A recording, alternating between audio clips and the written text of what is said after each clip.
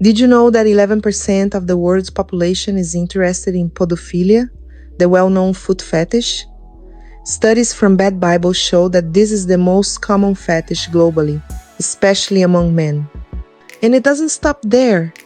Dynamics like BDSM, which involve bondage, discipline, domination, and submission, feature in the fantasies of up to 70% of people in countries like Belgium and Australia.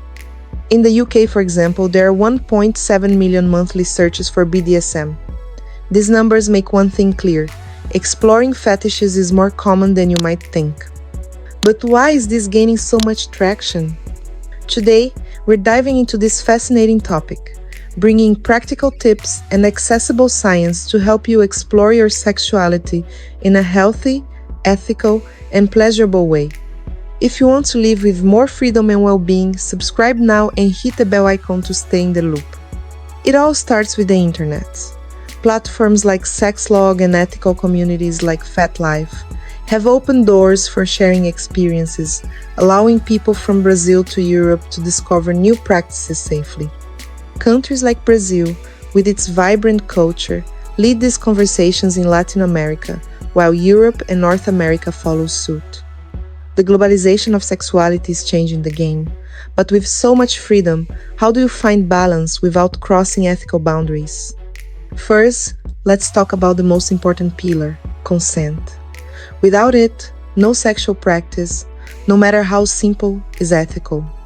Picture an open conversation with your partner, where you set boundaries, share desires, and even establish safe words. This not only builds trust, but also makes the experience more enjoyable. Sexologist Carmita Abdo, a leading expert in sexuality, emphasizes that mutual consent is the foundation of any healthy practice. So, before trying something new, ask, is everyone comfortable? Does everyone feel free to say no at any time? Now, did you know that not every fetish is as exotic as it seems? Many are myths exaggerated by the media. For example, voyeurism, the pleasure of watching others, is common among 46% of people, according to a Quebec study. But here's a warning: without consent, this can become unethical and even illegal. Another common myth is that BDSM is always extreme. In reality, most people who practice BDSM prefer lighter dynamics, like playful handcuffs or blindfolds, always with clear agreements. Debunking these myths helps us understand that sexuality is diverse, but must always be respectful. Another key point is knowing your own boundaries. Before diving into a fantasy, reflect: does this align with my values? Am I comfortable? For example, practices like cuckolding, where someone finds pleasure in watching their partner with someone else, are more common in countries like the US and UK, but may not be for everyone. And that's okay. The key is self-awareness and clear communication of those boundaries.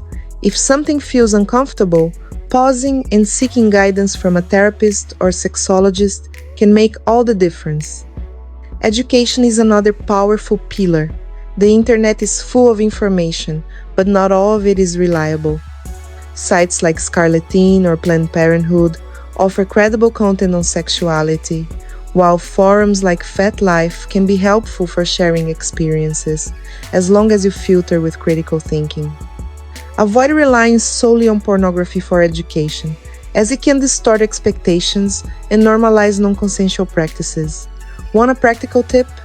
Read sexology books or attend workshops to better understand your motivations and explore safely. If you're enjoying these tips, give this video a thumbs up to support the channel. Let's keep going. Respecting cultural context is also crucial. What's accepted in one society may be taboo in another. In Brazil, for example, sexual expression is vibrant, but public fetish practices may be frowned upon in conservative settings. The solution? Prioritize safe spaces, like private gatherings or specialized clubs. This way, you can live your sexuality without disrespecting collective norms. And let's not forget mental and physical health. Safe practices, like using condoms or safe words in BDSM dynamics, are non-negotiable. Plus, Check in with how you feel. If a fantasy causes guilt or anxiety, it might be a sign to slow down and seek support.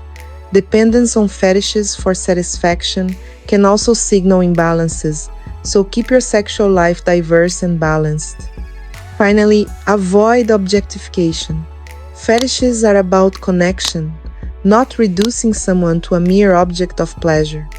Cultivate empathy, value your partner's humanity, and reject any practice that disrespects their dignity.